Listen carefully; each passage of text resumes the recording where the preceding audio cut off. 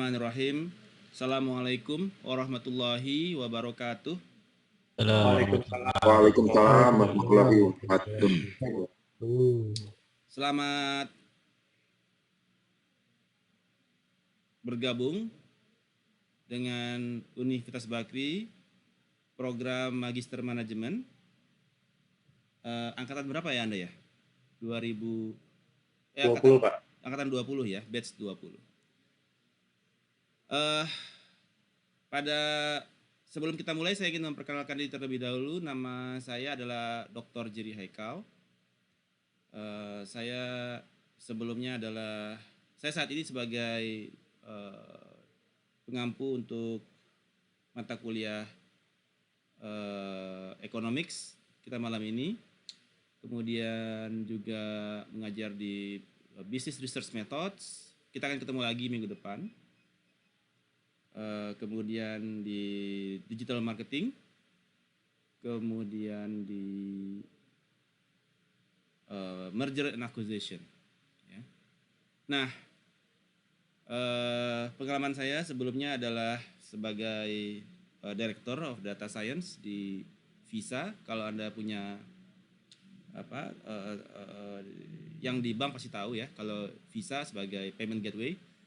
Kemudian sebelumnya juga Director of Data Science di Nielsen Market Research dan lain-lain sebagainya. Kemudian pendidikan saya S3 dari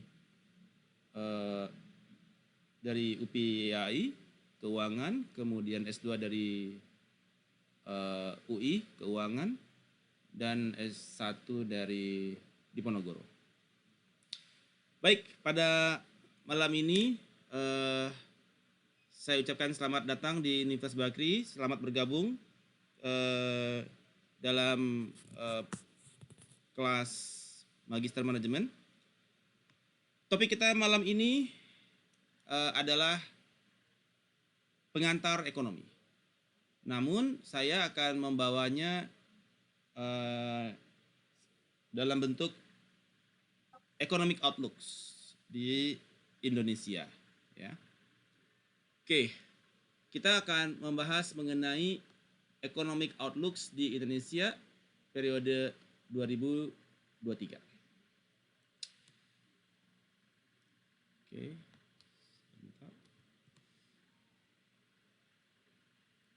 Right.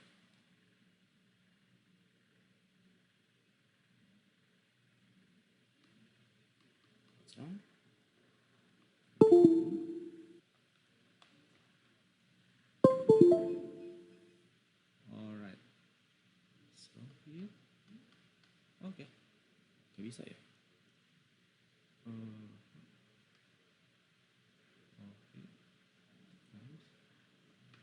error kah? No worries.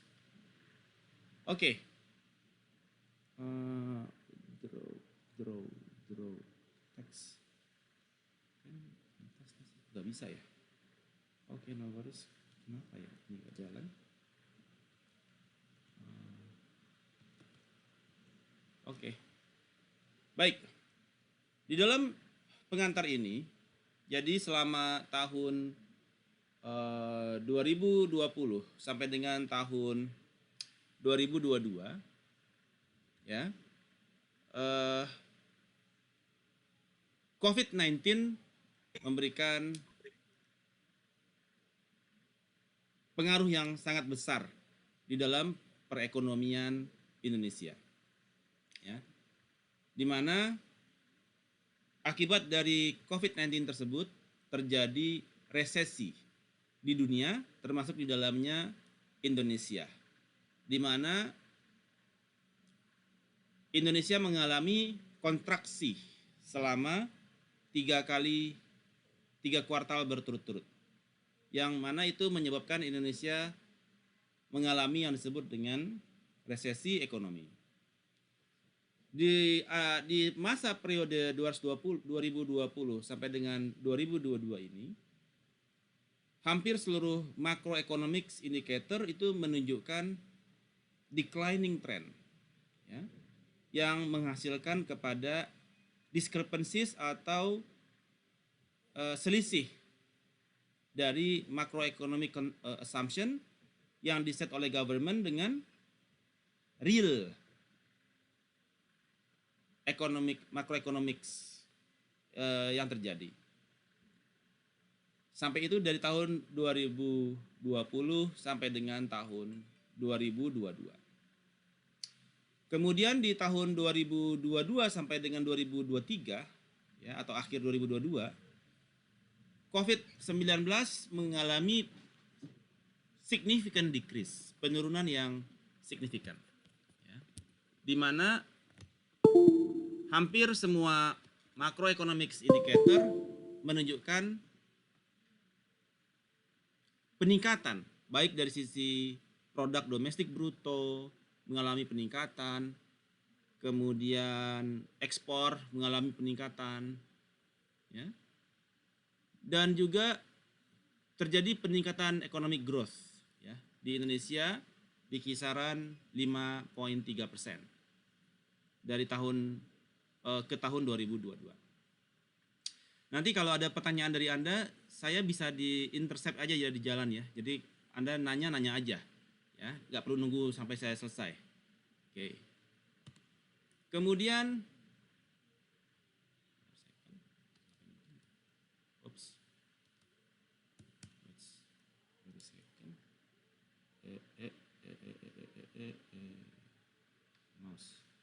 Oke. Oke. Nah, kalau kita lihat ketika masih nggak bisa. Ketika 2020 sampai 2022 terjadi dua puncak terhadap kondisi COVID, di mana itu terjadi di tanggal 30 Januari, di mana kasus COVID terjadi kepada 14.500 orang, dan puncak kedua di tanggal 15 Juli 2021, di mana jumlah COVID terjadi kepada 56.757 kasus ya. Yang mana ini mengakibatkan economics coming into recession di Indonesia. Nah, apa sebetulnya yang disebut dengan macroeconomics indicator? Jadi macroeconomics indicator merupakan statistics atau data points yang memberikan informasi mengenai overall health and performance dari kondisi ekonomi. Indikator-indikator ini membantu para ekonomis, para policy makers, investor, dan bisnis untuk melihat current state of economic condition. Sehingga mereka bisa mengambil keputusan dan mengantisipasi terhadap kondisi ke depan. Indikator-indikator ini sangat esensial untuk memonitor kepada economic growth, ya, economic growth stability, dan potensial yang kepada imbalance.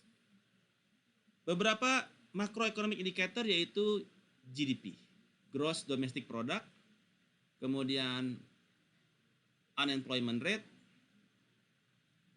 kemudian inflasi, consumer price index, producer price index, interest rate, trade balance, government budget, economic growth rate. Kita akan bahas satu-satu. Ini adalah slide yang menjadi acuan di pertemuan malam ini. Di mana kalau kita melihat macroeconomics indicator Indonesia di tahun 2017 sampai dengan tahun 2022. Ada 10 indikator yang saya gunakan, yaitu produk domestik bruto, ekspor impor, investasi, laju inflasi, ketenaga kerjaan, penduduk miskin, Gini rasio, APBN, suku bunga, dan nilai tukar. Yaitu bagaimana kita melihat bagaimana kondisi Indonesia berdasarkan indikator-indikator ini. Kita melihat dari sisi PDB misalnya. Secara PDB, kalau kita melihat di tahun 2019 sebelum COVID, produk domestik bruto itu di kisaran 15.000 triliun per tahun.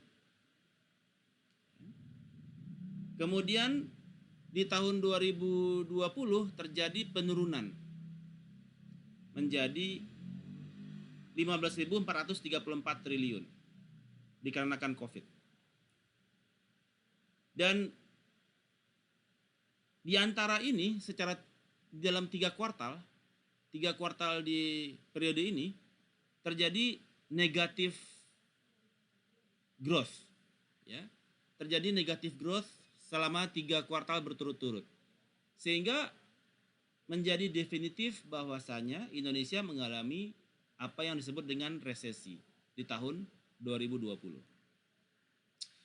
Di tahun 2021 pertumbuhan ekonomi kembali positif di mana PDB mengalami peningkatan menjadi 16.900 triliun. Dan di tahun 2022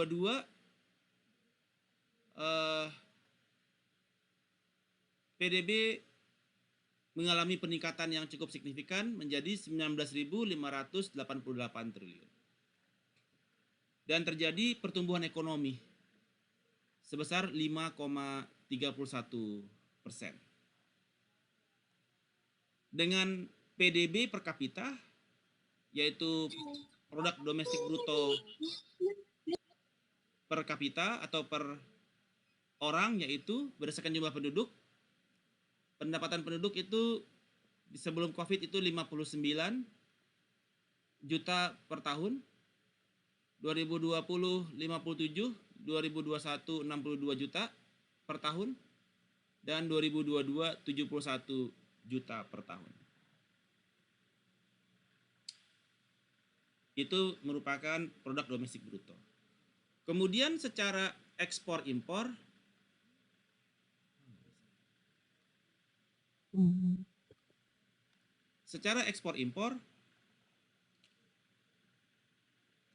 sebelum COVID kita mengekspor itu sebesar 2,900 triliun. Itu kita ekspor dan kita tetap impor 3.013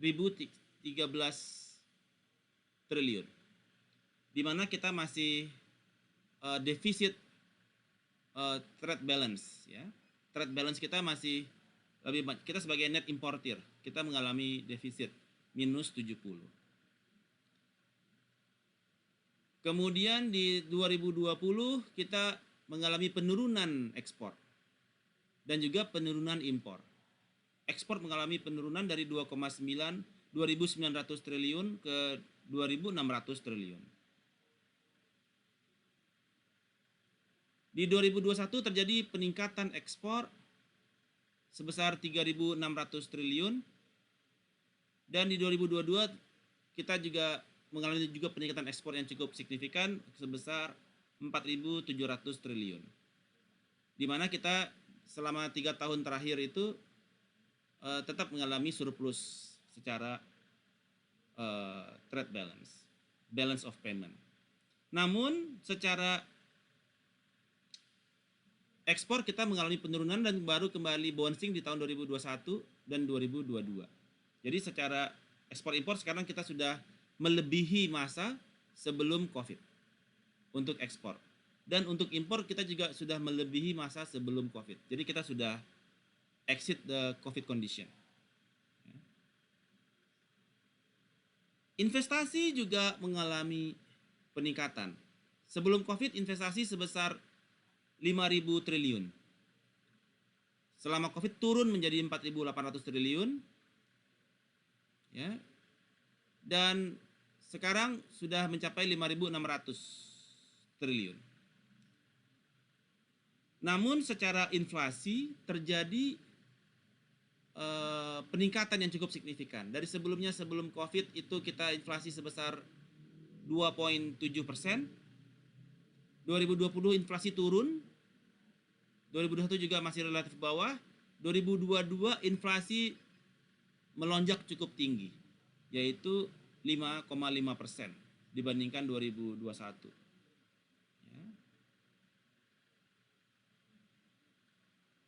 Kemudian secara ketenaga kerjaan, terjadi peningkatan angkatan kerja. Di sebelum COVID 135, sekarang kita mencapai 143 juta tenaga kerja, angkatan kerja yang usia kerja ya, antara berapa ya? 18 sampai 50 kah? Angkatan kerja. Itu angkatan kerja yang usia kerja ya. Kemudian namun yang bekerja hanya di COVID itu 128, kalau sekarang kita 133 ya. Jadi dari angkatan kerja 143 juta yang bekerja 133. Dan terjadi pengangguran sebesar, kalau sebelum COVID 7.000, sekarang 8.400. Dibandingkan masa COVID, pengangguran mencapai hampir 10.000 ya. 10 juta ya, sorry, 10 juta. 10 juta yang mengalami pengangguran. Nah, sekarang kondisinya jumlah angkatan kerja meningkat, namun jumlah pengangguran slightly menurun. Sehingga tingkat pengangguran terbuka sekarang 5,86% dari total angkatan kerja. Masih lebih tinggi daripada masa sebelum COVID. Jadi banyak sekali pengangguran yang tingkat pengangguran cukup tinggi di angka 5,86. Jumlah penduduk miskin. Sebelum COVID jumlah penduduk miskin 24 juta jiwa. Kemudian meningkat selama COVID 27 juta. Kemudian 26 juta. Dan sekarang 26.300.000. Sedikit menurun dibandingkan 2021. Namun masih lebih tinggi daripada sebelum COVID. Jadi kita masih belum kembali ke kondisi awal ya, ke base sebelum COVID saat ini. Masih lebih tinggi daripada jumlah jumlah penduduk miskin di masa sebelum COVID. Di mana persentase penduduk miskin juga masih lebih tinggi, sekitar 9,57, 26 juta dibandingkan dengan 270 juta penduduk ya, sekitar 9,57%. Kemudian Gini rasio. Gini rasio ini menunjukkan distribusi terhadap wealth. Ya. Semakin tinggi Gini rasio, maka distribusi kekayaan semakin terpusat. Semakin rendah Gini rasio, maka distribusi kekayaan semakin menyebar. Sebelum COVID, Gini rasio di 0,38. Kemudian selama COVID meningkat menjadi 0,385. Berarti terdistribusi semakin menyempit kepada kalangan tertentu. Dikarenakan memang ketika COVID, industri banyak yang mengalami negatif externalities. Jadi banyak industri itu yang mengalami pengaruh negatif dari kondisi COVID. Seperti misalkan pariwisata, seperti misalkan transportasi, itu mereka mendapatkan negatif externalities. Yang mendapatkan positif externalities siapa selama COVID? Industri apa ya? Kesehatan. Apa? Kesehatan. Komunikasi. Nah, kesehatan mendapatkan positif externalities. Jadi economic wealth banyak disedot oleh kesehatan, mengakibatkan terjadinya peningkatan Gini rasio. Di tahun 2021 kembali turun, 2002 kembali turun, 0,381. Kemudian dari sisi anggaran pendapatan belanja negara. Sebelum COVID, pendapatan negara itu 1.955 triliun dan pengeluarannya 2.300 triliun. Defisit 354 triliun. Jadi kita mengalami defisit anggaran di tahun 2019. Di 2020 pendapatan kita makin turun, 1.600 triliun. Dan pengeluaran kita makin tinggi, sehingga kita mengalami defisit 1.039 triliun. Defisit anggaran. Di tahun 2021, pendapatan kita meningkat sedikit, tapi pengeluaran kita makin gede. 2.750 triliun. Sehingga kita mengalami lagi defisit anggaran 1.000 triliun. Di 2022, pendapatan kita lebih bagus, 2.400, namun pengeluaran kita juga masih lebih tinggi, 2.714. Sehingga kita mengalami defisit anggaran 278 triliun. Pertanyaan saya, kalau kita defisit anggaran, kita menutupinya dari mana?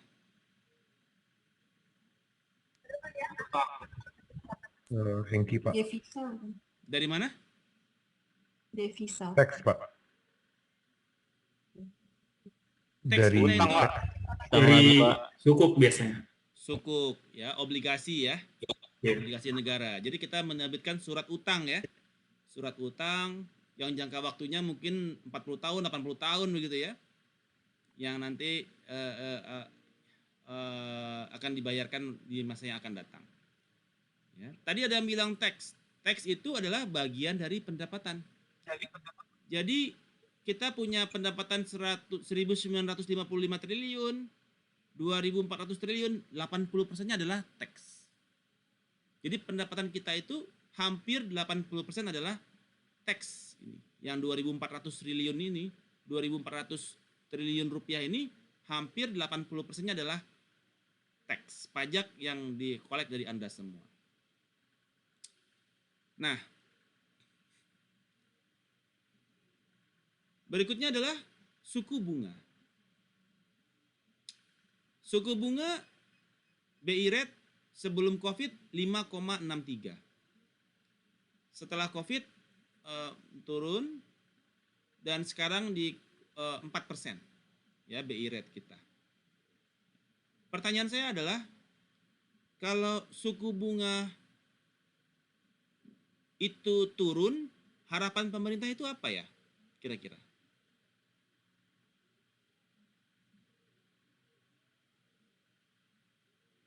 Jumlah kredit makin banyak, terus industri makin banyak yang berproduksi. Open cam, Harry. Oh iya. Kalau ini itu open cam ya, silakan. Gimana, Harry? Kalau suku bunga turun itu cita-cita pemerintah itu apa ya? Sebenarnya dia pengen menggenjot ekonomi biar uang beredar di masyarakat lebih naik. Dari sisi terutama dari sisi pinjaman kredit makin banyak meningkat, juga dari sisi produksi industri juga berharap lebih meningkat juga begitu. Good. Ya. Betul sekali.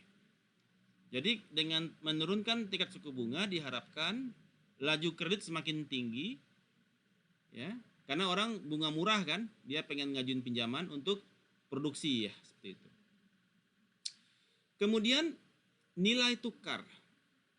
Sebelum COVID nilai tukar kita 13.000. Sekarang nilai tukar kita 15.000. Apa dampaknya peningkatan nilai tukar rupiah terhadap dolar? Dari 13.000 naik 14.100, naik 14.200, sekarang 15.700. Apa dampaknya kepada pemerintah Indonesia? Utangnya bertambah, Pak. Faisal, open cam. Gimana, Faisal? Sorry lagi di jalan, Pak. Hutangnya bertambah, Pak.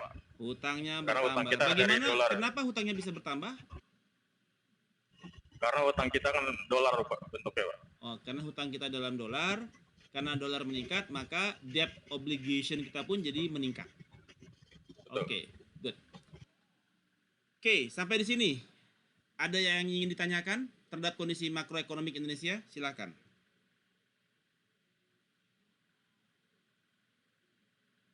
All good? Saya mau nanya ini sih Pak, Silakan. sumbernya. Kan biasanya kalau ada kayak gini ada sumber di Oh bawah. ya, tuh. BPS. Nah, BPS. nih kalau kita buka di BPS, oke, saya buka ya. Kita bisa lihat ini di BPS. Google.com. Kemudian Anda tinggal lihat BPS. Kemudian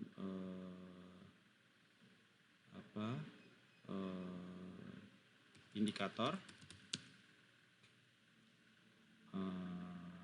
mikro ekonomi 2023. Nah, tinggal lihat aja di sini nih. Badan Pusat Statistik ya, indikator ini yang publikasi, ini yang oke.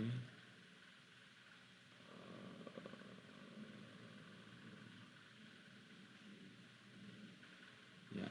Semua ada di BPS ya, Heri ya. Bisa dilihat di sini sebentar. Saya lihat di sini BPS, kita lihat misalkan PDB 2023. Belum ada ya 2023, 2022 dia, sorry. Pantesan nggak muncul. 2022. Ini. Dah.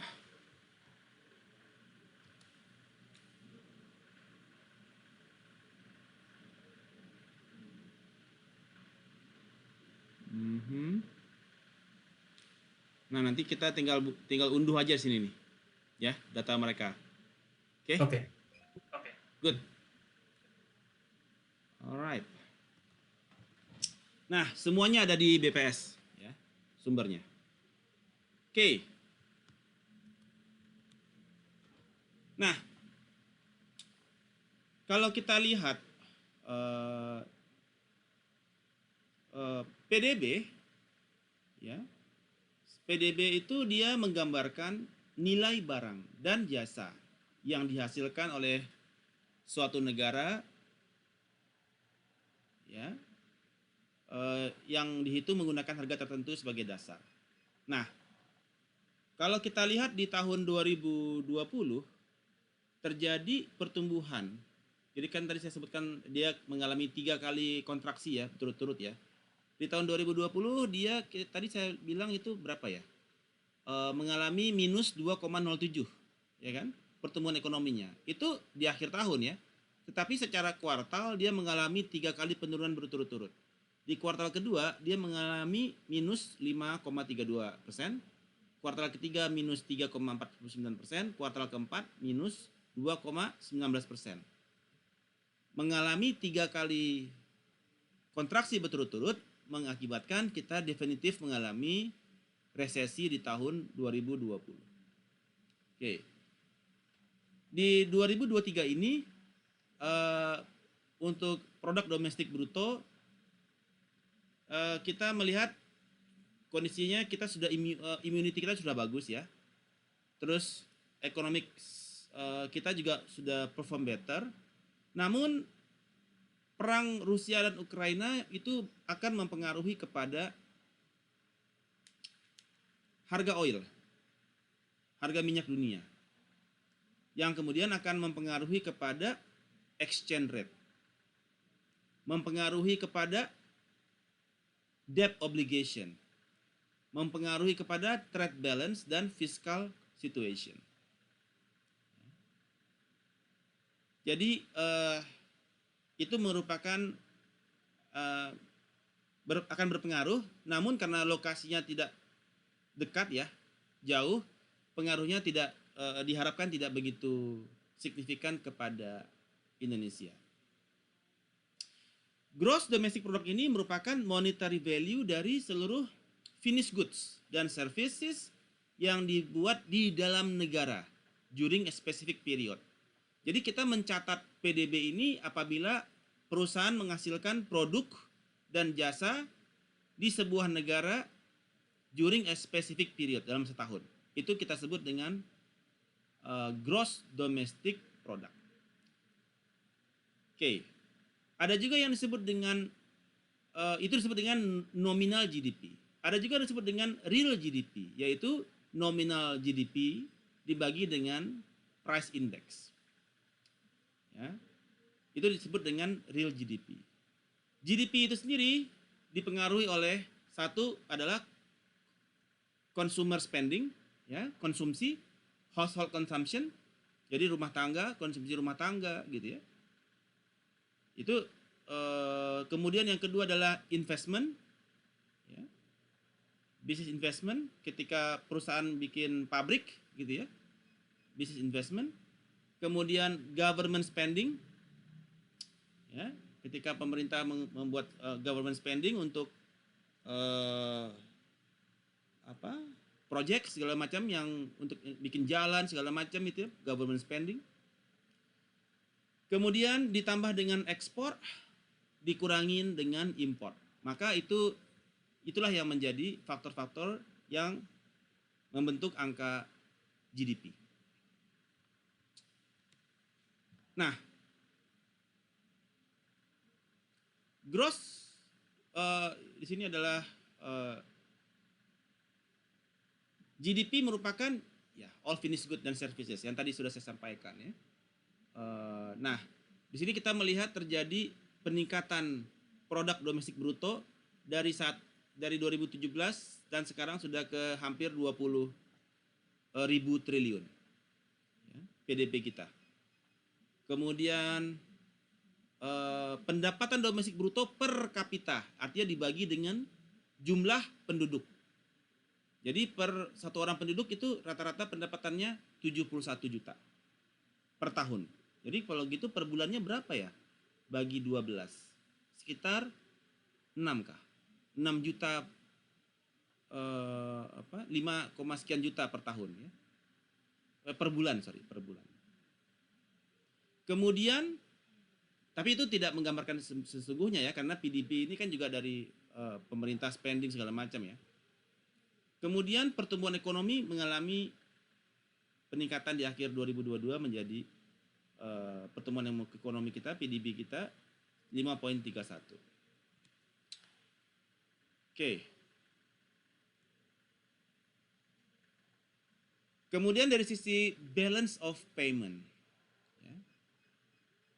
Dari selama ini, dari tahun 2018, kita selalu lebih besar impor ya daripada ekspor. Kita impor lebih gede. 2019 kita impor lebih gede. Tapi di tahun 2020, 2021, 2022 ekspor kita lebih bagus nih daripada impor kita. Jadi ada peningkatan ya yang mengakibatkan terjadi surplus dari balance of payment. Balance of payment surplus itu means the country export more than it imports. Jadi Indonesia sekarang exports more than import.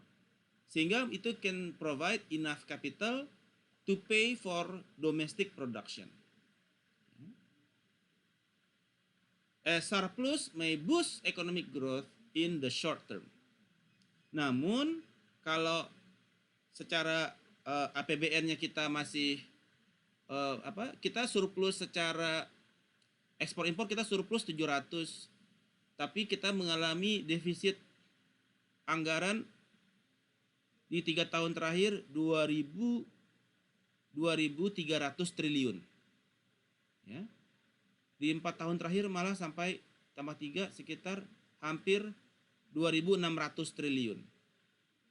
Kita mengalami defisit anggaran. Jadi kalau dilihat secara balance of payment, kita dapatnya paling berapa ya? 1.000 triliun ya, 3 tahun terakhir. 1.000 triliun, ya betul. 1.400, 1.500 triliun, sementara kita dari sisi APBN kita masih mengalami defisit 2.500 triliun. Sampai di sini ada pertanyaan? Kalau Anda mengerti jawabannya itu, kalau bahasa Koreanya itu araso, jawabannya apa ya? Yang penggemar drakor tahu nggak? Araso jawabannya apa ya?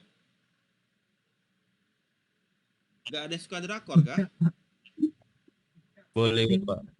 Arasoyo. Nah, Arasoyo gitu ya. Jadi kalau saya tanya Araso jawabannya Rasa ya. Arasoyo. Ya, ya, ya, Oh. ya. Kalau bahasa Spanyolnya capish. Kalau Anda mengerti jawabannya apa? Pronto. Capish? Pronto. Pronto. Good. Kalau bahasa Arabnya itu kholas jami'an, jawabannya apa? Saya mengerti jawabannya apa? Naam. Fahim, Fahim. fahim, fahim. Nah, wah, ada yang bisa nahwu juga berarti. Fahim. Oke, jadi ada 3 tuh ya. Kalau bahasa Jepangnya mengerti kah? Wakarimasu kah? Kalau Anda mengerti, jawabannya apa? Wakarimasu. Kalau mengertinya sedikit apa? Wakata. Sukoshi wakarimasu. Mengertinya sedikit. Sukoshi wakarimasu. Kalau Anda nggak ngerti apa jawabannya?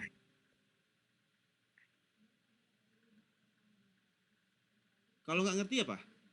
Zen wakarimasen.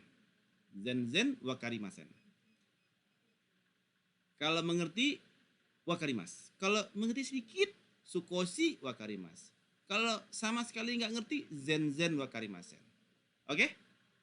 Wakarimasu kah? Wakarimasu. Oke, nice. Good. Nah, kemudian berikutnya indikatornya adalah investment. Investment, aduh, nggak bisa jalan nih ya. Oke. Investment is apa yang kita spend, capital yang kita sorry, mana tadi? Oke. The quantity of the capital, ya, kepada kapital yang kita invest di domestik, ya. Anda bikin pabrik, Anda beli mesin dan lain sebagainya, itu kepada investment. Di tahun terjadi peningkatan yang cukup, tren peningkatan ya. Sekarang sudah mulai sangat tinggi, yaitu di 5.600 triliun rupiah. Oke. Nah, kemudian masuk ke dalam inflasi. Ya. Jadi kalau kita lihat di sini, inflasi dihasilkan dari increase in production, cost, ya, atau increase in demand. Jadi kalau biaya produksi meningkat, itu memicu kepada inflasi. Begitu juga apabila terjadi peningkatan dari sisi demand terhadap produk, itu juga akan memicu kepada inflasi. Kita lihat di tahun 2019, 2020, 2021, ya, cenderung turun, namun inflasi mengalami peningkatan yang signifikan di tahun 2022. Terjadi, kalau kita kemarin relatif di bawah 1, 2 tahun terakhir, di tahun 2022 melonjak ke 5,51 inflasi Indonesia. Hal ini dikarenakan ada 6 sebab. Pertama yaitu demand pull inflation. Jadi ketika terjadi peningkatan demand, ya, namun supply-nya sedikit, demand tinggi, supply kurang, ya, maka itu akan menimbulkan inflasi. Karena apa? Kira-kira kenapa? Kalau demand tinggi, supply-nya sedikit, akibatnya apa? Harga naik, Pak. Harga naik. Apa yang terjadi? Harga naik. Harga naik. Jadi harga aqua jadi naik, harga beras jadi naik. Karena permintaan tinggi, suplai beras sedikit. Produksi gagal panen. Kemarau, gagal panen. Sehingga beras yang tersedia sedikit, permintaan konsumen tinggi. Harga jadi naik mengakibatkan inflasi. Ya. Kemudian cost push inflation. Di mana terjadi peningkatan dari cost of production. Biaya produksi meningkat. Kenapa biaya produksi meningkat? Kenapa kira-kira? Apa yang menyebabkan biaya produksi itu meningkat? Apa kira-kira ya? Gini deh, Raw saya material, tanya ya. Pak. Raw material harganya naik, good. Apalagi? Upah. Iya, upah. Gaji, UMR dinaikin terus tiap tahun. Ketika UMR naik, inflasi juga naik. Kayak apa lagi? Pemerintah naikkan pajak, Pak. Pemerintah meningkatkan pajak naik 1%, naik 2% ya. Ya, biaya kita tambah tinggi kan? Apalagi? Raw materialnya susah didapat, Pak. Ya, impor duty tinggi. Ketika kita bikin mobil, raw materialnya dari Jepang, raw material dari China Steel, raw material dari Post Steel, raw material dari Nippon Steel. Impor duty 5%, 10%, 20%. Biaya produksi makin tinggi karena dikenakan pajak lagi dari pemerintah kan. Itu juga mendorong ke cost push inflation, ya. Oke. Good. Yang ketiga adalah built-in inflation. Ya. Ketika setiap tahun pasti worker demand UMR yang lebih tinggi. Ya, itu menjadi built-in inflation. Jadi faktor built-in yang menyebabkan peningkatan inflasi karena labor cost kita tiap tahun naik terus 2%, 3%, 5%, 10%, tiap tahun naik terus.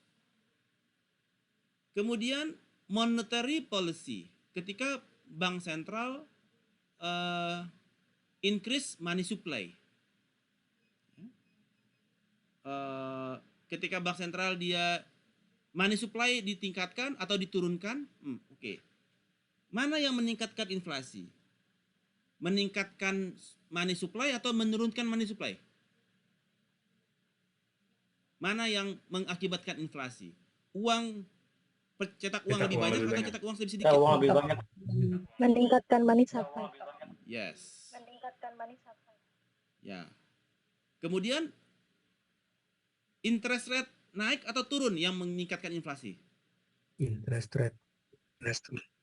Interest rate turun. Interest rate naik. Interest rate naik atau turun yang meningkatkan Turun. inflasi?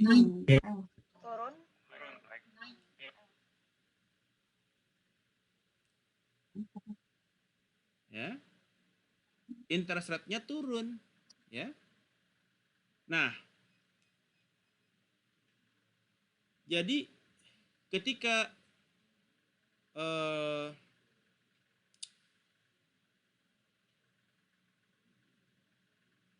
interest rate naik, ya, demand turun kan? Karena orang simpan duit. Ketika interest rate turun, orang nggak mau simpan duit, orang spending kan?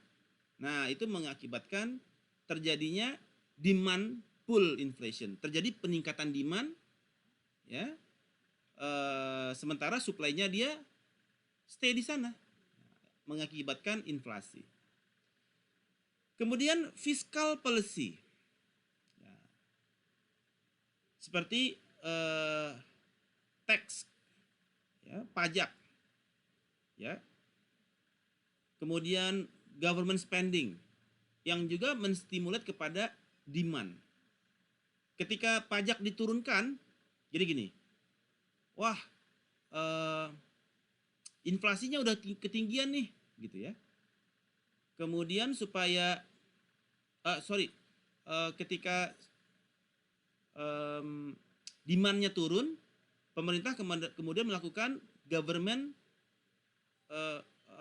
quantitative easing dengan mengurangi tax, sehingga pendapatan penduduk menjadi lebih tinggi, sehingga demand-nya juga makin tinggi. Jadi dia bagaimana membangun fiscal policy untuk meningkatkan demand dari masyarakat dengan mengurangi pajak. Jadi masyarakat ada kelebihan uang, dia bisa spending. Itu disebut dengan fiscal policy. Kemudian expectation, anticipating kepada future price increase. Ya, they may adjust their behavior accordingly. Ya, kalau kita mengekspektasi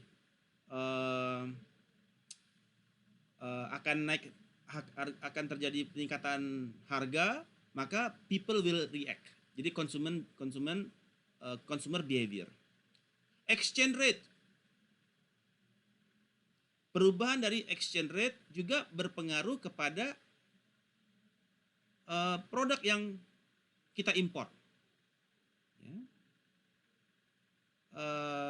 Semakin kuat mata uang rupiah, maka semakin tinggi impor apa ekspor? My question. Kalau mata uang rupiah menguat, itu maka akan semakin tinggi ekspor atau impor? Ekspor.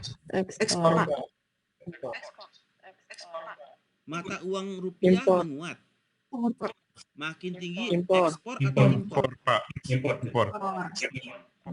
Impor dong, ya. Kalau mata uang Indonesia melemah, Ekspor. ya, orang, iya, mereka mengimpor Iya. produk kita kan karena produk kita murah kan? Kita akan ekspor. Nah, itu juga akan memberikan kontribusi kepada inflasi. Global events, ya, seperti geopolitical instability, ya, natural disaster, itu juga berpengaruh kepada inflasi. Dan terakhir government regulation dalam menentukan tarif, tax. Kalau dia kalau dia turunkan tax, ya, demand makin tinggi. Kalau dia kurang ningkatin tax, demand bakal turun karena cash flow masyarakat juga turun. So, terjadi peningkatan inflasi di tahun 2022 karena faktor-faktor tersebut. Ada pertanyaan? Silahkan. Pak. Questions? Ya, Yes, Julian, open cam. lagi di jalan Pak. Mohon maaf.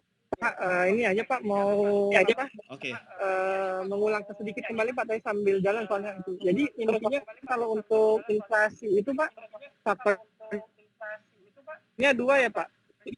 Kenaikan dari sisi produksi dan kenaikan dari sisi demand ya Pak ya. Itu yang mempengaruhinya. Poinnya gitu ya Pak. Betul. Tapi dari demand sendiri tadi ada yang beberapa faktor yang tadi mempengaruhi, bisa dari government policy, dari exchange rate dan lain-lain gitu ya Pak. Betul. Alright. Any other question? Araso? Oke.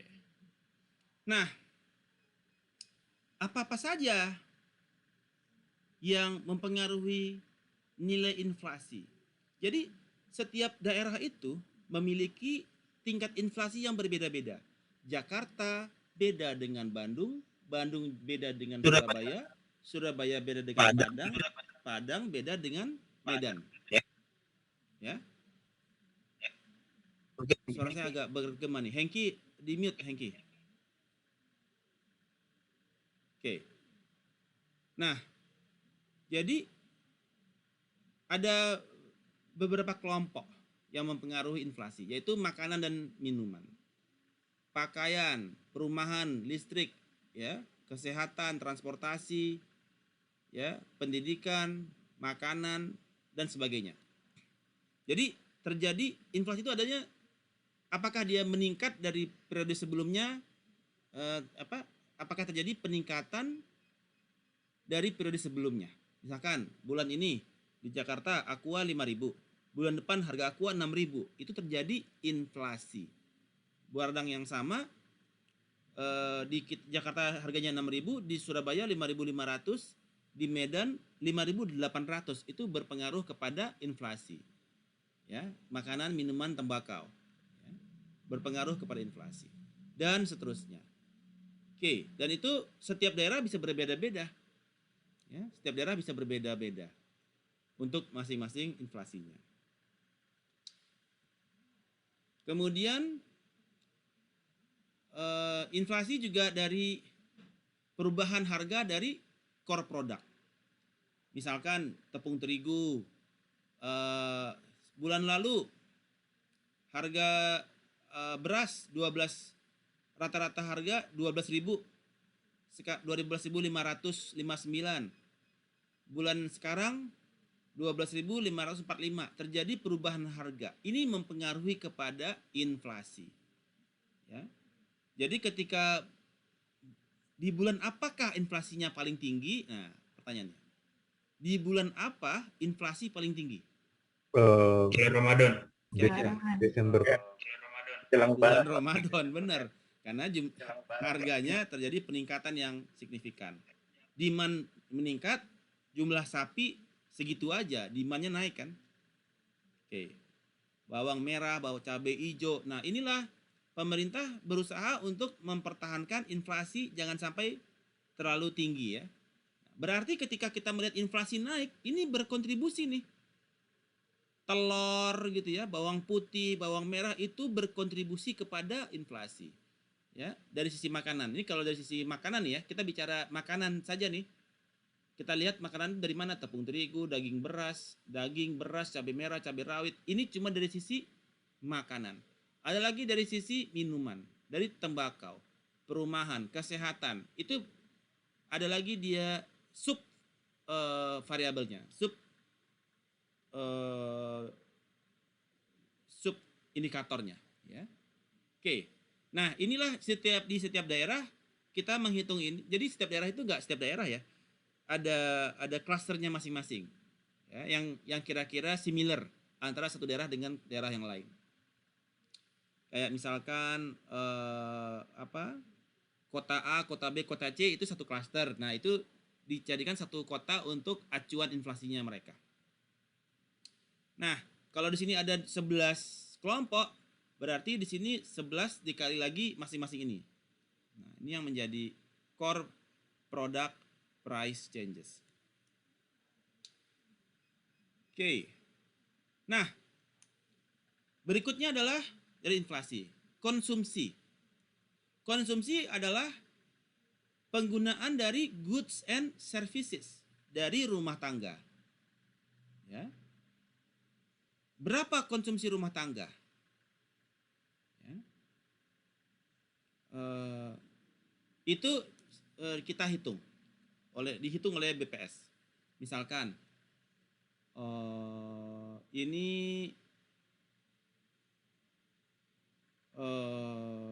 konsumsinya terjadi peningkatan terjadi peningkatan di tahun 2020, terjadi penurunan konsumsi ya, blub gitu ya. Terus naik lagi. Oke. Nah, bagaimana cara kita menghitung consumption dari household? Maka BPS mengambil panel rumah tangga. Jadi setiap rumah tangga itu dia hitung tuh, pengeluaran rumah tangga itu berapa. Pengeluaran rumah tangga itu apa saja yang dia beli. Beli beras, beli teh, beli gula, segala macam tuh. Dia hitung tuh konsumsi keluarga. Kemudian di masing-masing wilayah, kemudian dia kalikan dengan total keluarga yang ada di sana. Jadi untuk menentukan kira-kira satu Indonesia konsumsinya berapa. Jadi dia menggunakan panel terhadap household. Ya.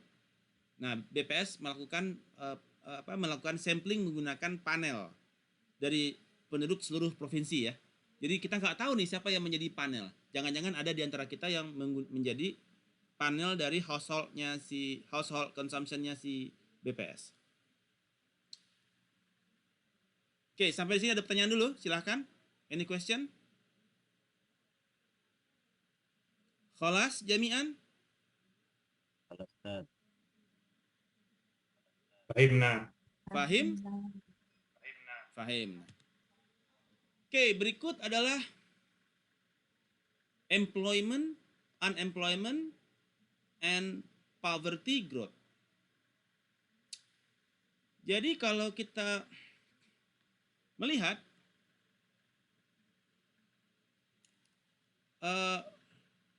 pertumbuhan ekonomi Indonesia itu dari tahun 2017 sampai tahun 2022 itu mengalami peningkatan dari dari sebelum Covid 5%, kemudian minus 2%, naik 3%, naik lagi 5,31%. Yes, pertumbuhan ekonomi kita mengalami peningkatan dari sisi produk domestik bruto. Pertumbuhan ekonomi naik 5,3. Penumbuhan tenaga kerja naik 3,23. Tenaga kerja naiknya 3,23. Pertumbuhan ekonomi naiknya 5,31. Pertumbuhan pengangguran turun 7,42.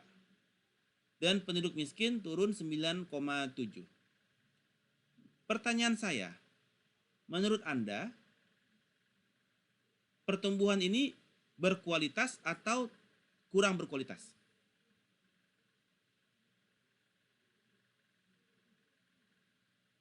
Menurut Anda ini sudah bagus atau kurang bagus?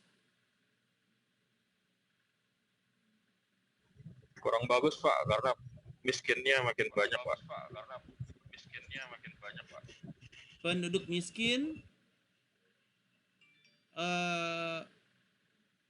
masih lebih tinggi daripada sebelum 2019 Betul, ya? Pak, betul. Berapa? Jadi Anda melihat dari sisi penduduk miskinnya ya? Berapa penduduk miskin kita tadi?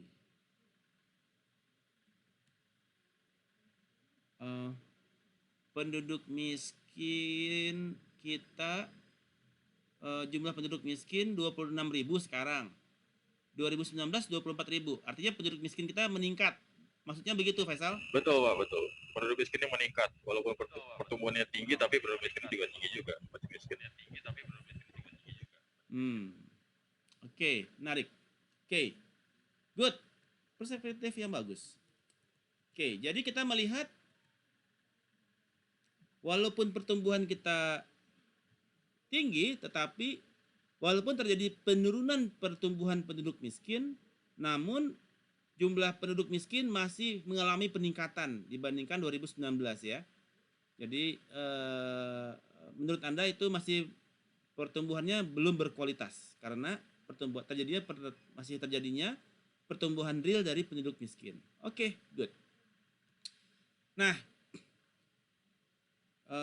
kemudian pengangguran juga mengalami peningkatan kah? Sorry. Tadi pengangguran mengalami penurunan ya. Pengangguran 8.400, sebelum Covid 7.000. Berarti terjadi peningkatan pengangguran. Penurunan. Oh, oke. Pengangguran juga tetap meningkat. Iya. Gimana Ika? Kalau dari tahun 2019-nya ke 2020-nya penganggurannya kan meningkat. Tapi di tahun 2022 ini dia sudah mulai menurun, Pak. Jadi sebenarnya ada betul, kalau compare dengan 2019-nya masih tetap lebih tinggi, tapi for the past 2 years-nya kan dia meningkatnya cukup tinggi ya Pak. Sekarang udah mulai menurun gitu. Jadi mungkin kedepannya bisa lebih baik lagi. Ya, setuju. Oke. Karena juga angkatan kerjanya juga semakin bertambah ya. Angkatan bekerja semakin bertambah, namun penganggurannya dia sekitar penganggurannya dia itu berapa persen tadi itu? Tingkat pengangguran,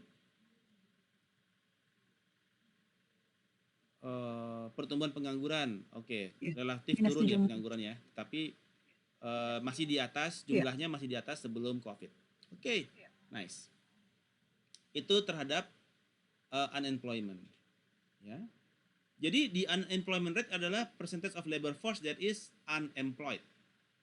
Poverty merupakan suatu kondisi di mana seseorang memiliki kekurangan atau tidak memiliki financial resources yang esensial untuk memenuhi minimum standard of living. Jadi dia tidak punya tidak memenuhi kebutuhan standar, itu di bawah garis kemiskinan. Kalau sebuah keluarga dianggap di bawah garis kemiskinan, itu ciri-cirinya apa? Ada yang tahu nggak? Sebuah keluarga dianggap berada di bawah garis kemiskinan, artinya memiliki di dalam range poverty, itu ciri-cirinya apa? Makanya masih Senin Tahu Kamis, nggak? Pak. Makanya masih Senin Kamis, Pak. Oke, apalagi? Kesulitan membeli bahan-bahan pokok makanan, Pak. Makan pokok utama. Oke, apalagi? Tidak memiliki income, Pendapatannya fixed income. pendapatannya di bawah rata-rata, Pak. Pendapatannya di bawah rata-rata, Pak. Kebutuhan sehari-harinya apalagi? selalu kurang, Pak. Kebutuhan sehari-harinya selalu kurang, Pak. Ada yang ini. Jadi kalau di BPS dia melihat itu dari sisi MCK. Apakah rumahnya menyediakan MCK? Jadi kalau dia masih pergi ke sungai, itu dianggap di bawah garis kemiskinan ya. Jadi kalau dia mau itu dia ke sungai gitu ya, itu di bawah garis kemiskinan. Kemudian belum dialiri listrik. Nah, itu juga tuh. Tidak ada akses PAM. Nah, itu juga salah satu indikator di bawah poverty ya. Tapi itu juga udah jarang sebenarnya ya. Oke, good. Kemudian, nah,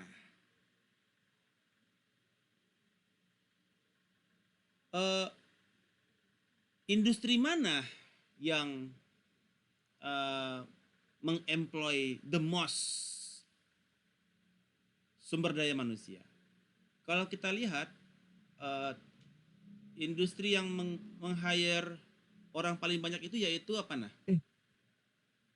38, 36 ini adalah di daerah pertanian, kehutanan, dan perikanan. Jadi inilah yang menjadi lapangan usaha yang absorb the most tenaga kerja ya. Kemudian juga perdagangan besar dan eceran 23.000. Ini perdagangan besar itu berarti apa ya? Kayak perdagangan besar itu kayak distributor gitu ya. Ya, distributor. Kayak smart Transmart Retail, gitu Pak, ya. retail. Retail kali. Swalayan. Retail kali. Ya, retail ya. Oke. Dan ranking 1 di situ pertanian, yang kedua perdagangan besar, yang ketiga itu industri pengolahan. Pengolahan apa ya? Kemudian keempat konstruksi. Nah, ini konstruksi. Kelima penyediaan akomodasi. Keenam pendidikan. Ketujuh jasa lainnya. Kedelapan transportasi. Oke, so dari sini kita melihat terjadi employment ranking based on kategori. Kita melihat bahwasanya pertanian, kehutanan, dan perikanan lah yang paling menyerap tenaga kerja paling banyak. Ya. Alright, menarik. Kemudian bagaimana poverty condition di Indonesia?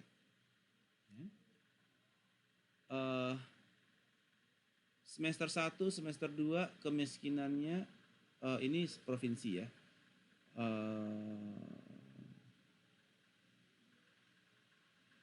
Oke.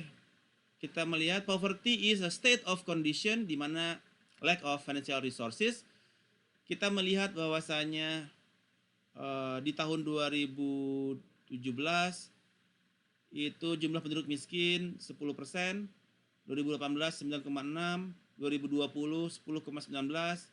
2022 relatif lebih rendah 9,57, karena jumlah penduduk miskin 26 juta dibagi dengan 270 juta penduduk ya, masih di kisaran 9,57% jumlah penduduk miskin.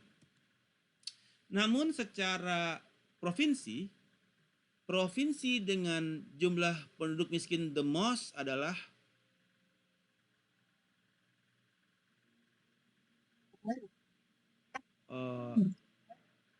yang distribusinya paling Jawa gede Timur. yaitu Jawa Timur ya. 16%. Oke. Kemudian Jawa Tengah Jawa Barat 15%, Jawa Tengah 14%, Nusa Tenggara 4,25, Sumatera Selatan 4, Sumatera Utara 4,88. Oke. Jadi ternyata Jawa Timur lah yang paling banyak kemiskinannya ya. Oke. Nah, di sini mungkin bisa di breakdown lagi nih, kota madya mana ya? Misalkan Ponorogo, Pacitan, segala macam, mungkin nanti ada breakdownnya lagi ya. Jadi kita bisa melihat kantong-kantong kemiskinan di Indonesia itu ada di mana. Kemudian ini apa nih? Properti. Ini jumlah jiwa. Kemudian secara persentase changes, mana wilayah yang mengalami changes semakin poverty, semakin miskin. Pergerakannya ya, dari tahun 2018 ke 2021. 2018 Aceh 2018 ke 2021 ini terjadi negatif growth Aceh. Perubahannya sorry. Penurunannya itu ini persentase of poverty dari 19,9% ke 15,33%. Oke. Sumatera Selatan yang mengalami peningkatan poverty siapa? Gorontalo Pak yang Pak. Maluku Utara. Gorontalo yang paling Yang mana? tinggi Pak, -1. Oh, Gorontalo. Oke, dari 16 ke enggak, sorry. Oh ya, dari 15,59 ke 15,61 ya. Peningkatan dia. Oke. Nah, di sini kita bisa melihat changes dari per masing-masing provinsi ya. Nah, ternyata provinsi yang persentase penduduknya paling miskin ternyata di kebanyakan di Indonesia Timur ya. Papua, NTT ya, yang mengalami poverty ya, yang terutama disebabkan oleh unemployment. 9,57% poverty rate ya di Indonesia, terutama di wilayah Indonesia Timur. Jadi ini masih merupakan PR bagi kita semua, bagaimana untuk menyelamatkan Indonesia Timur dari kemiskinan. Oke, sampai sini ada pertanyaan? Izin Pak, umumnya Pak. Arasoyo Pak. Yes, silakan Faisal. Saya Arasoyo Pak. Oh, Arasoyo. Ya Pak. Hilmi? Ya Pak. Tadi ada pertanyaan? Izin terkait dengan Open cam Hilmi. Pak ya.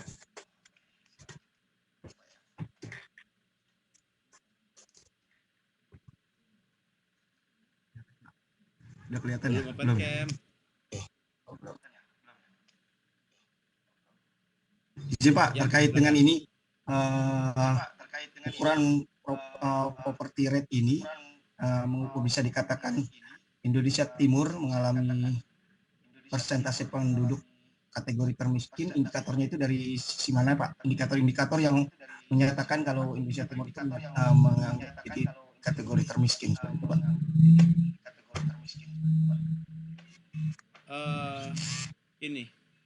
Ini yang penduduknya yang miskin itu 21%. Ya. Papuanya 26%. Ya, Maluku 17%. Sulawesi 11%. Gorontalo enggak, maksudnya indikatornya yang diukur itu dari sisi apanya, apakah memang kehidupannya kah, atau sisi pekerjaannya kah, atau dari hal apa gitu? Oh, itu ada di BPS ya. Jadi bagaimana mereka menentukan poverty? Jadi ada kriterianya di BPS.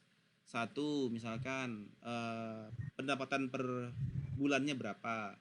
Rumahnya itu tembok kah atau apa? Atau ada lagi rumahnya kan setengah apa? Setengah semi permanen begitu ya. Permanen. Terus akses ke MCK-nya bagus atau tidak? Akses listriknya, akses airnya, segala macam.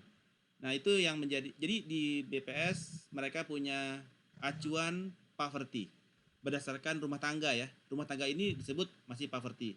Kalau belanjanya sebulan sekian itu poverty. Jadi ada lagi yang spending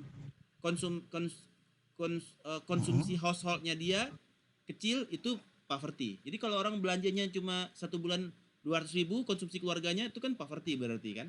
Jadi dari BPS dia acuannya bukan dari kategori pemerataan pekerjaan gitu nggak Pak ya? Konsumsi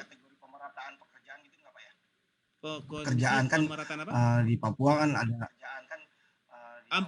unemployment rate juga. Kalau unemployment rate-nya tinggi, jadi nggak bekerja kan juga mengakibatkan dia mengalami lack of financial resources. Salah satunya itu juga ya Pak, jadi indikator ya. Iya, jadi banyak indikator poverty dari BPS itu ya. Makasih Pak. Alright. Nah, di sini kebanyakan yang merah memang Papua, Sulawesi, Nusa Tenggara, ya, yang tinggi ya. Nah, sehingga dominan merahnya di wilayah timur ya. Oke. Nah, berikutnya kita masuk ke APBN ya. Jadi secara pendapatan terjadi penurunan pendapatan nih. Pendapatan kita turun nih 3 tahun terakhir di 2019, 2020, 2021 turun. Sementara pengeluaran kita tinggi sekali. Ya. Mengakibatkan beban anggaran sangat besar, minus 354, minus 1.000 triliun, minus 1.000 triliun, 2.500 triliun. Dan ini juga, ini di luar hutang swasta ya. Ini baru hutang kita pemerintah aja ya. Nah, sekitar 2.700 triliun ini. 2.700 triliun. Yang ini ditutup tentunya dengan obligasi pemerintah rata-rata. Pemerintah menerbitkan obligasi yang nanti dibayar di periode-periode berikutnya. Jadi pemerintah berharap Anda semua sanggup untuk melunasi hutang-hutang negara di masa yang akan datang. Jadi Anda ini adalah aset-aset negara. Setuju Ika? Kayaknya Ika kurang setuju kayaknya. Ya. Jadi kita harus bekerja keras melunasi hutang 2.700 triliun ini sampai 2022 ya. Saya belum keluarin yang 2023. Nanti Anda tambah shock lagi. Nanti mungkin Harry sudah ngecek tuh di BPS 2023 sampai periode semester pertama sudah berapa kita punya defisit anggaran ya. Oke. Ada pertanyaan mengenai APBN ini? Nah, dan dari penerimaan ini, nah ini yang di BPS ini, data BPS-nya ini ya, yang saya snap. 80% penerimaan negara itu berasal dari pajak. Ya. 80% penerimaan negara itu dari pajak, hampir 80%. Ya. Dari pajak penghasilan, pajak pertambahan nilai, pajak bumi bangunan. Jadi yang paling gede itu pajak penghasilan tuh. Nah, pajak pertambahan nilai. Kemarin udah naik lagi kan PPN 1% untuk belanja untuk apa? PPN kan naik 1% sekarang kan? PBB. Bea perolehan hak tanah dan bangunan, pajak lainnya, cukai, rokok, terus pajak ekspor impor, bea masuk, pajak ekspor, pajak impor, impor duty. Nah, sementara penerimaan bukan pajak cuma 20% dari penerimaan sumber daya alam. penerimaan dari bukan pajak lainnya, dan sebagainya. Jadi terjadi ketergantungan yang sangat masif dari penerimaan ini terhadap pajak. Oke, sampai sini ada pertanyaan?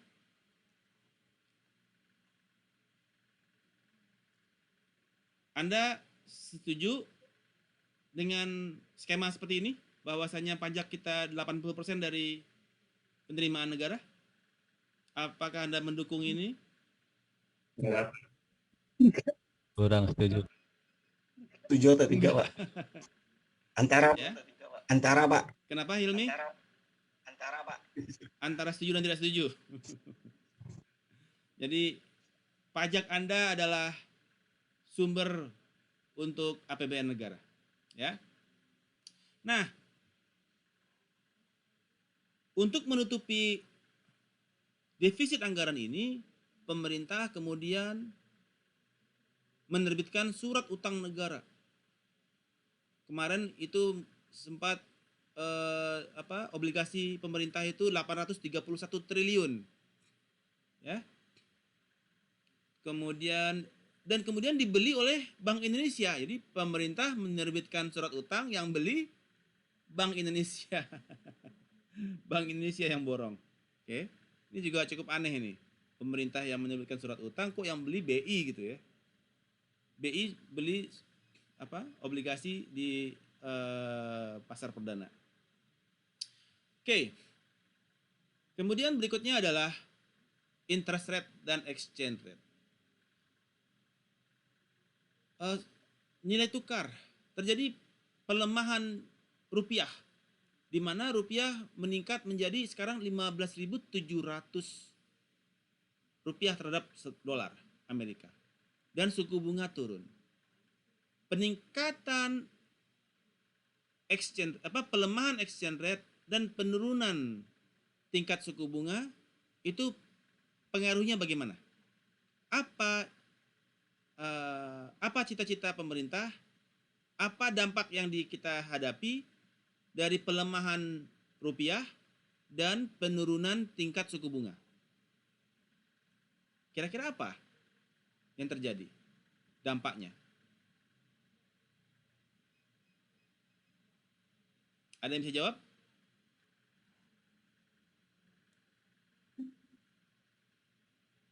Anybody can take down the question?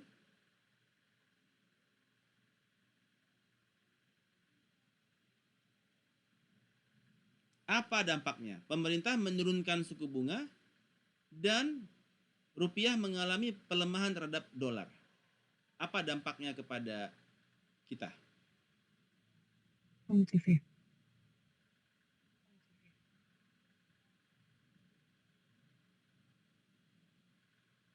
Daya beli. Anybody? Ika? Daya belinya meningkat Silakan. apa? Daya beli meningkat. Dengan penurunan Karena? suku bunga, kan jadi orang jadi banyak yang ambil pinjaman gitu kan. Ngajuin kredit. Ngajuin kredit. Dapat duit banyak. Dapat duit banyak. Terus konsumtif atau Konsumtif. diinvestasikan lagi. Ya, bisa. Oke, jadi untuk mortgage gitu ya. Oke. Kemudian yang pelemahan rupiah, dampaknya apa? Pelemahan rupiah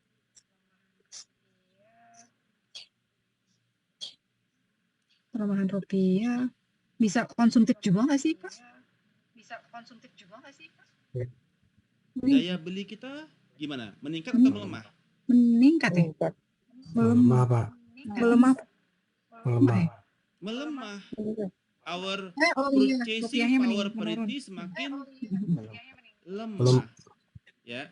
Dulu gaji saya misalkan $1.000. $1.000 itu berarti 15 juta misalkan.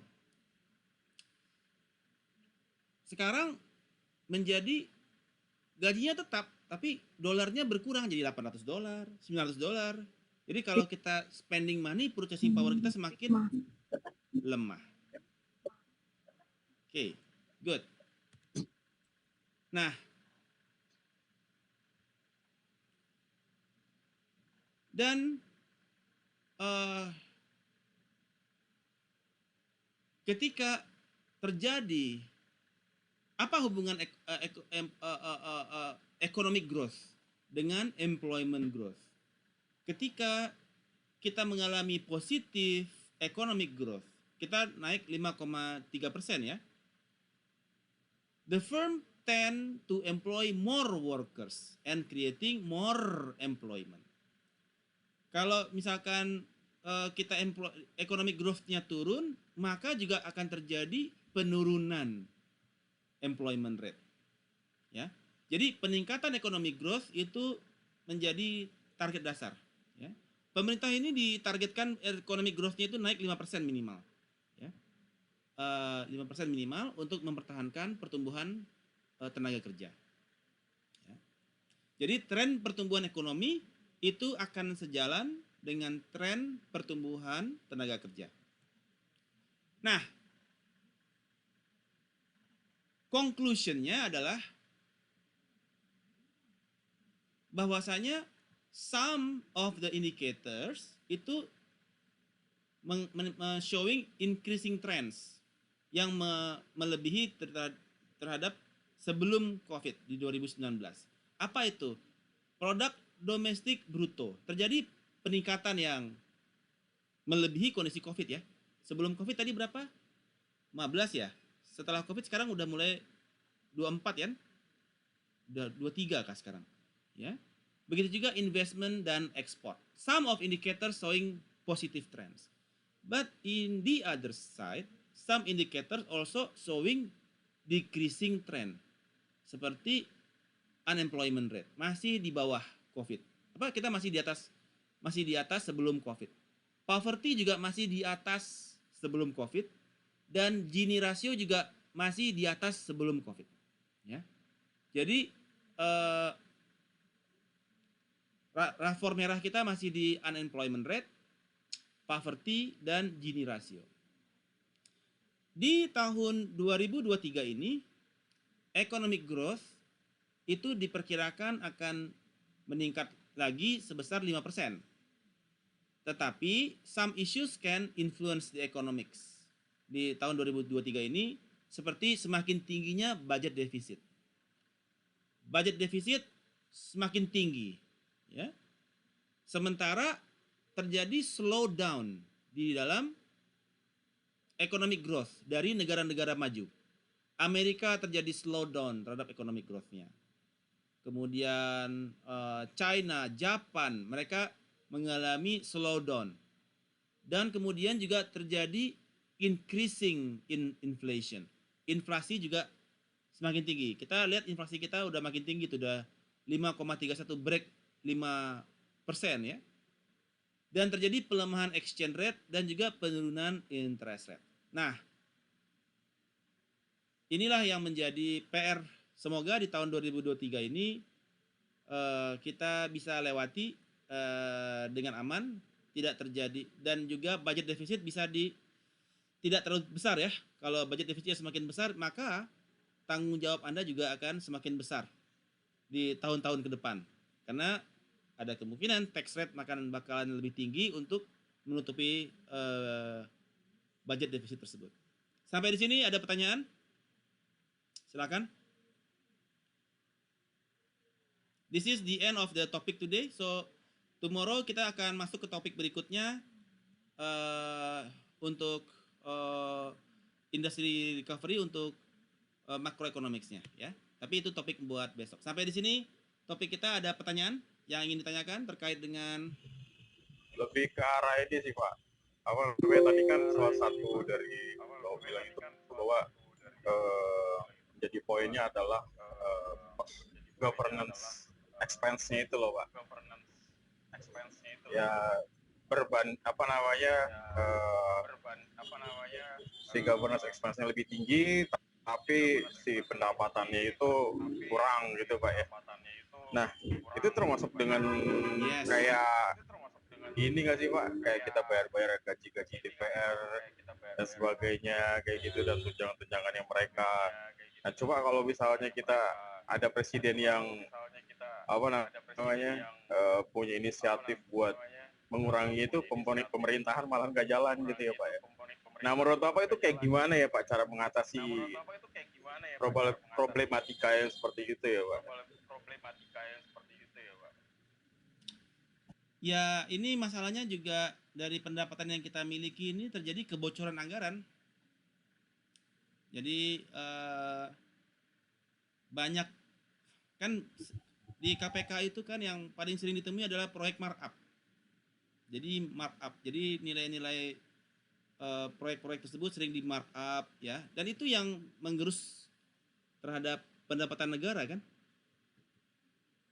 Jadi ya tahu sama tahu lah ya. Jadi anggaran kita itu banyak yang apa?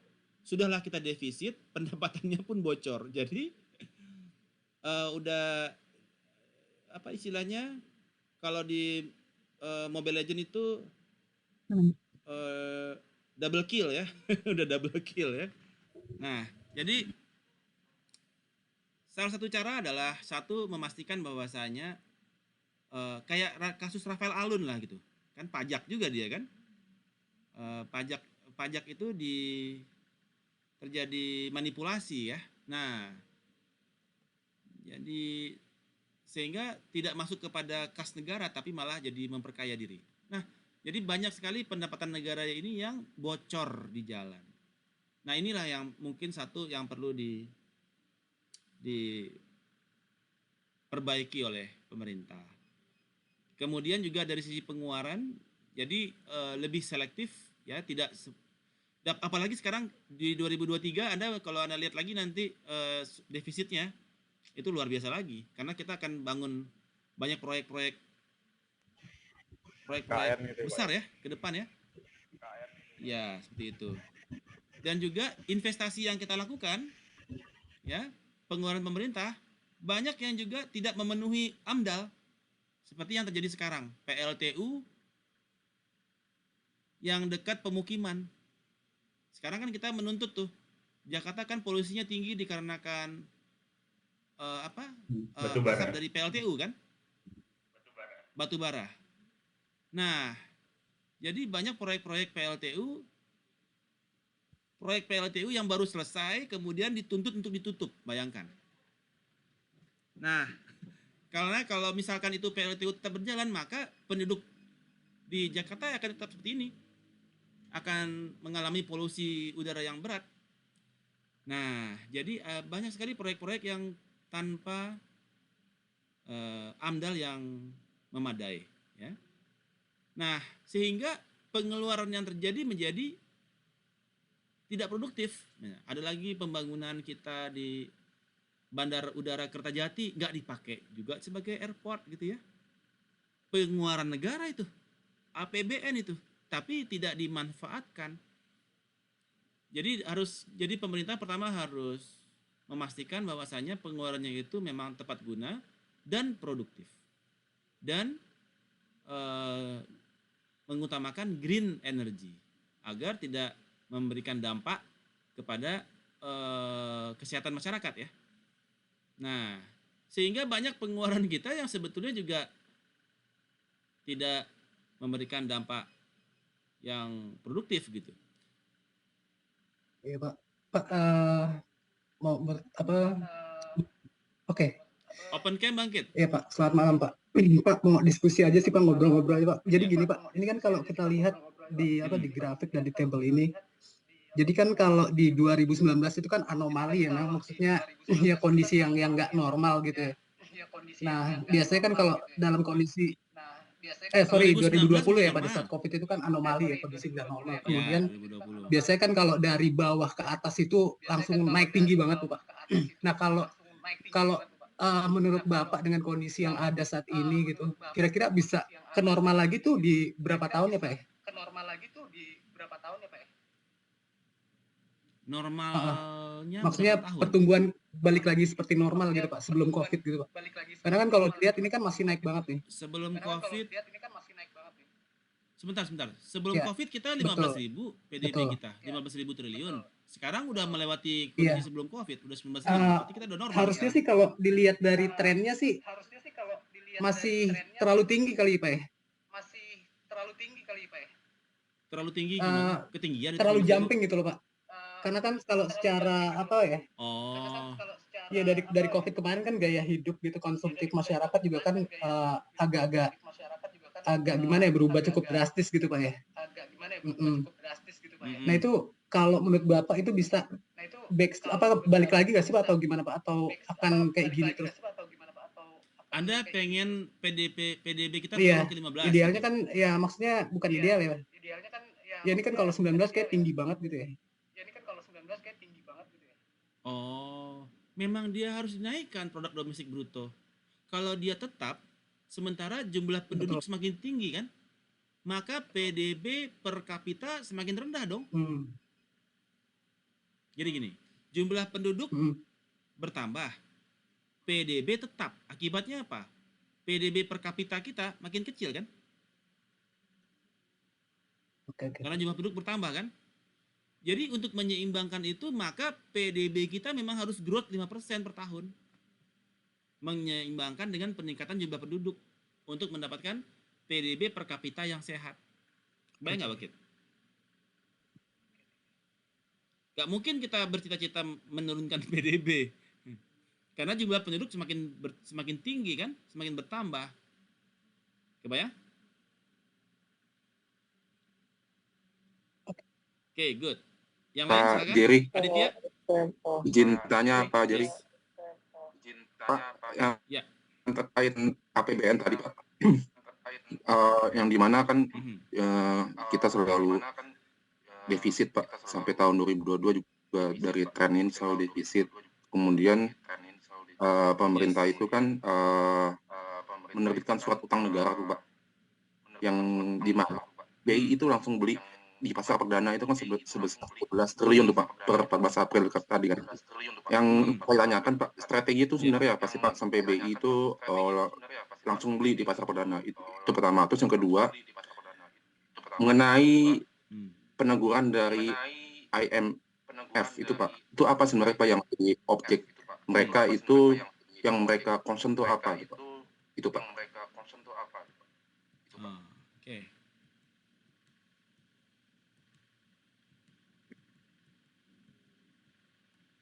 Ini ya.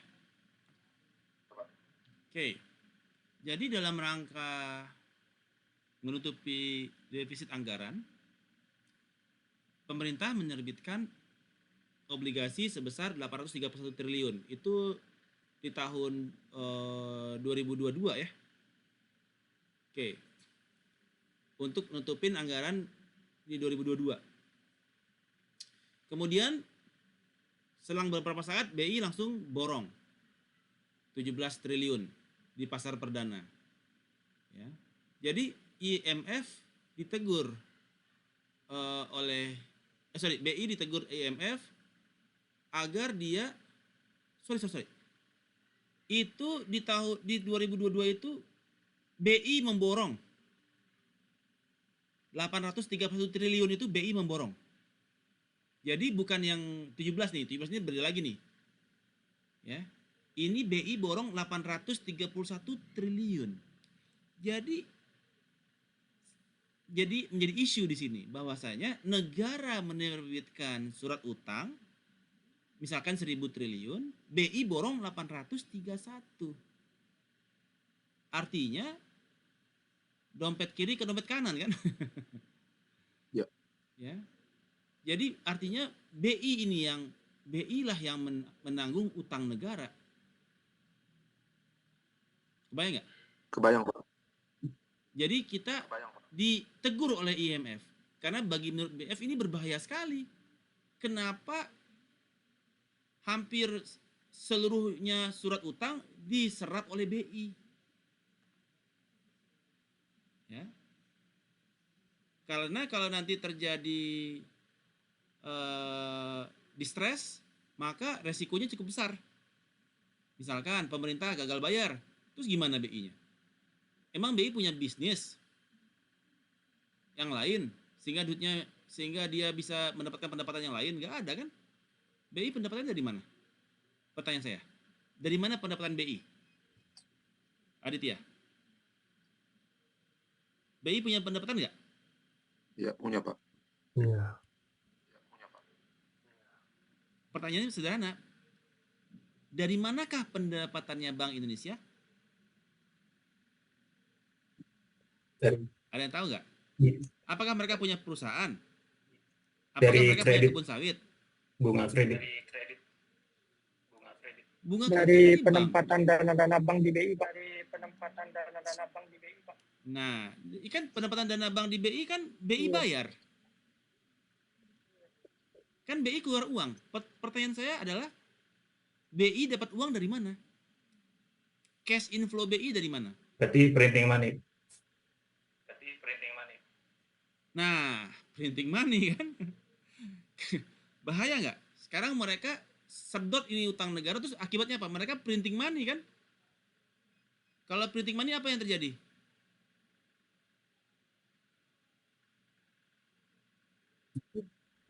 Inflasi lagi.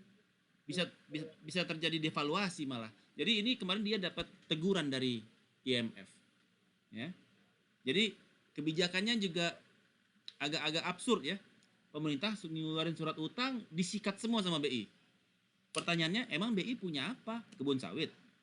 Memang BI punya apa? Pabrik emas gitu, nggak ada. Menjawab Adit? Oke, Pak. Alright. Ada yang lain? Saya mau nanya Pak terkait PDB tadi Pak. Open cam Julian, open cam. Terkait PDB Pak, tadi yang terkait angka PDB Pak.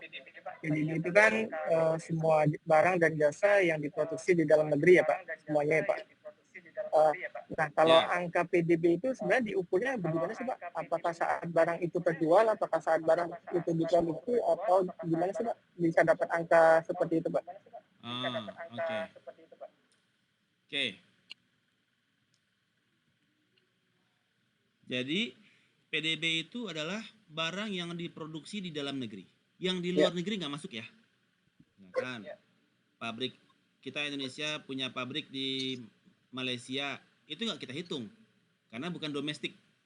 Yang dihitung hanya pabrik yang di Indonesia. Oke?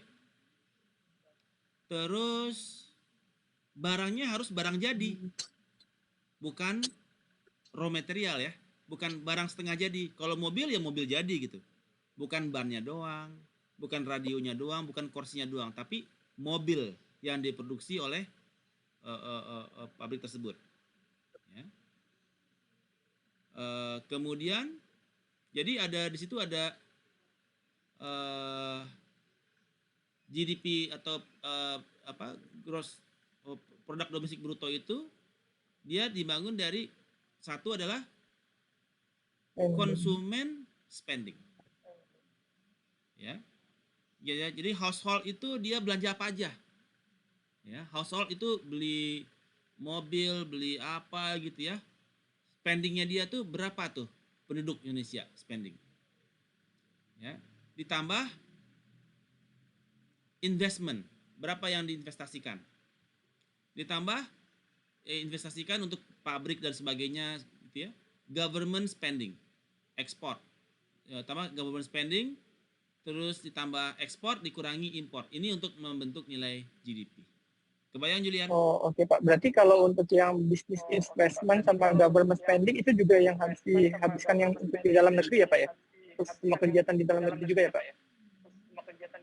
Yes, semua di dalam negeri. Karena dia domestik ya. Oke. Ya, baik Pak. Ya. Cukup. Oke. Baik Pak. Good. Yang lain silakan. Saya mau tanya. Mengenai inflasi tinggi itu kan mempengaruhi keacuan properti pada masyarakat dan perusahaan di GDP-nya. Tapi kan government melakukan spending yang sangat besar seperti bangun tol, jalan, dan lain-lain.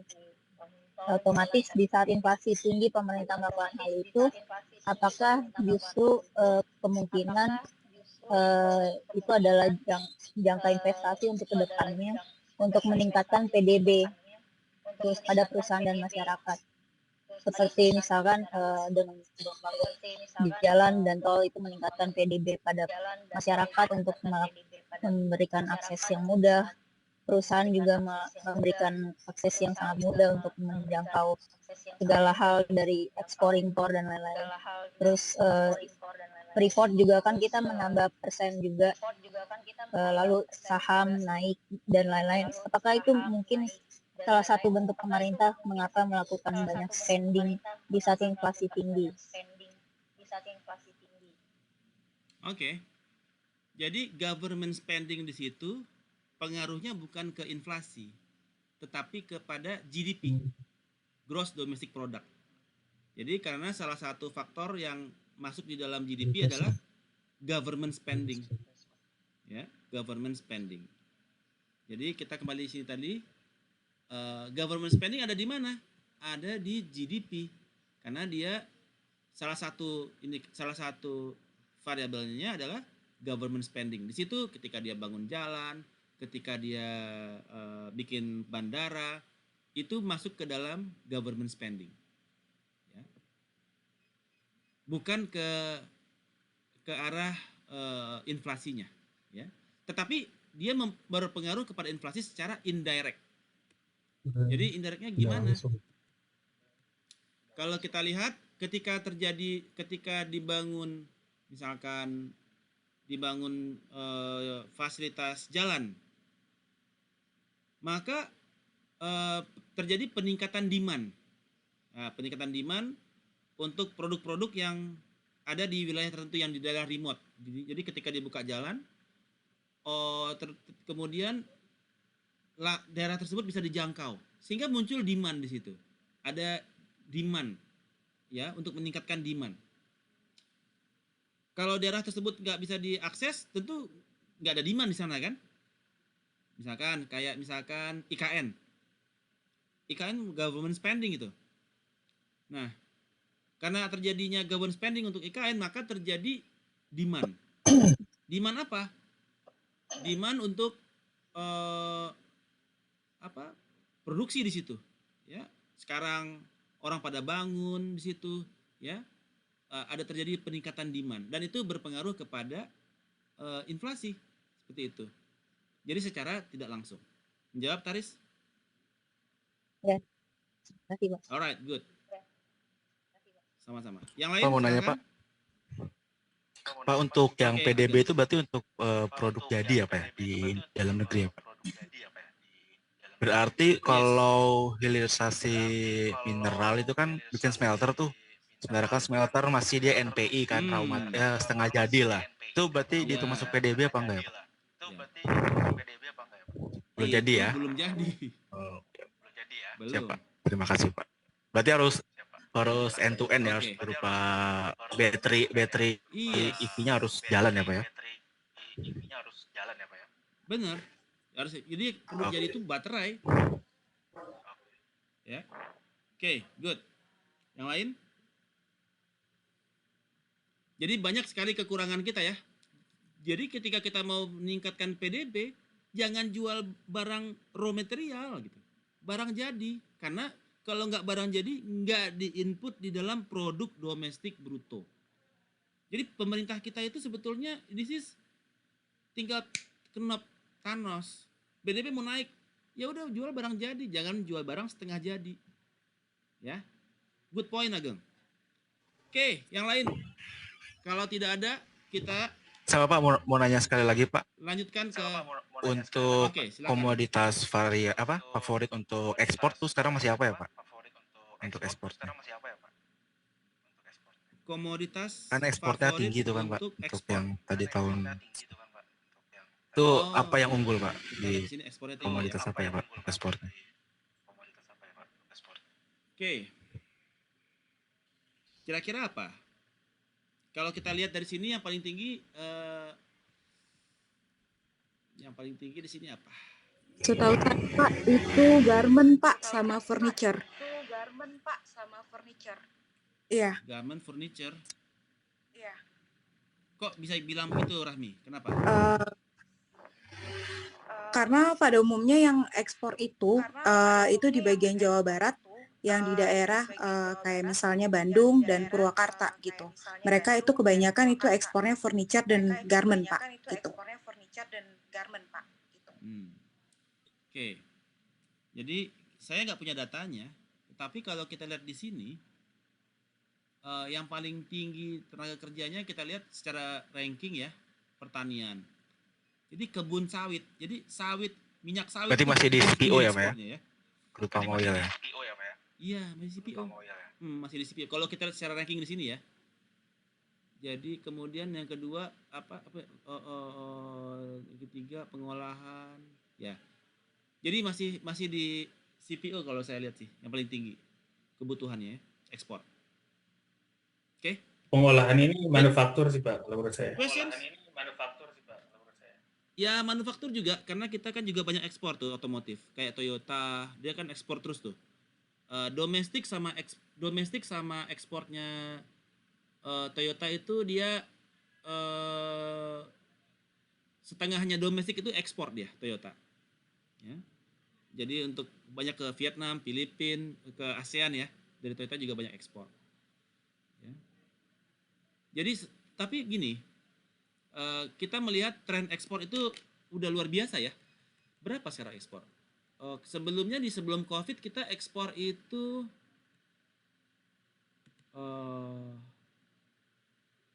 2.900. Sekarang udah hampir 2 kali lipat. 2023 mungkin udah lebih gede lagi. Kalau Anda buka BPS ya. Itu mungkin udah sampai 5.000 lebih itu ya. Sebelum akhir tahun nih. Ekspor kita pun tinggi. Ya. Jadi tapi saya nggak punya breakdown ekspor ya. Menarik juga tuh pertanyaannya Ageng itu. Kita pengen tahu juga sebenarnya ekspor lebih cenderung kemana. Oke. Good. Mau nanya Pak. Masih ada pertanyaan? Kalau kan tadi GDP ya. Kalau GDP real tuh yang di pertanyaan tuh apa? GDP real itu yang sudah mengadopsi inflasi ya. Nah, kita mengadopsi inflasi untuk mengetahui sebenarnya berapa GDP realnya. Oke. Yang lain? Saya mau nanya boleh lagi Pak. Kalau misalkan kita ekspor barang-barang yang nilai akan tinggi di masa yang akan datang, misalkan emas atau alkohol yang bisa inflasi, yang bisa naik harganya, apakah itu bisa menutup is good business for government, also for masyarakat? Ulang lagi pertanyaannya. Untuk ekspor, apakah bagus jika kita melakukan banyak-banyak ekspor pada barang-barang yang harga jualnya itu tinggi di masa yang datang gitu, seperti emas? Oh, kalau ekspor ya nggak masalah, apapun bentuk barang apapun yang mau diekspor ya nggak masalah, asalkan kebutuhan domestik sudah terpenuhi ya. Jangan sampai ketika seperti COVID kita ekspor hazmat. Begitu COVID masuk Indonesia, hazmat kosong. Gak ada hazmat. Akhirnya kita pakai baju jas hujan. Ya kan? Pakai jas hujan tuh dokter-dokter tuh. Karena apa? Hazmatnya diekspor semua tuh ke Cina. Karena kita yakin COVID nggak bakal nyampe Indonesia. Nah, itu juga kita harus bisa melihat, memproyeksikan kira-kira kebutuhan domestik seperti apa. Jangan sampai seperti juga kalau minyak sawit, minyak sawit, kita ekspor semuanya kan, minyak dalam negeri kosong, minyak sawit dalam negeri, minyak goreng dalam negeri kosong, akibatnya demand tinggi, stok nggak ada, harga naik gila-gilaan. Jadi kita boleh ekspor, tapi kebutuhan di dalam negeri atau stok rasionya terpenuhi sehingga tidak terjadi harganya jadi digoreng ke atas karena demand tinggi barang nggak ada. Ya, itu terjadi di minyak goreng kemarin, terjadi di hazmat. Nah, we don't know yang lain ya.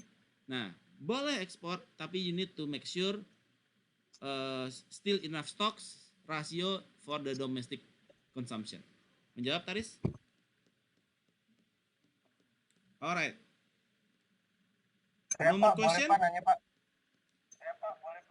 Ya, silakan. Zaki. Gimana? Suaranya nggak kedengeran. Nggak kedengeran, Zaki. Lagi error kali mic-nya itu. Nggak kedengeran, Zaki. Yang lain kedengeran nggak suara Zaki? Enggak, Pak. Nggak kedengeran juga. Oke. Nggak kedengeran. Oke. Oke. Masih ada pertanyaan? Kalau tidak ada, kalau tidak ada kita post test. Sudah ya? Oke, baik. Kita lanjutkan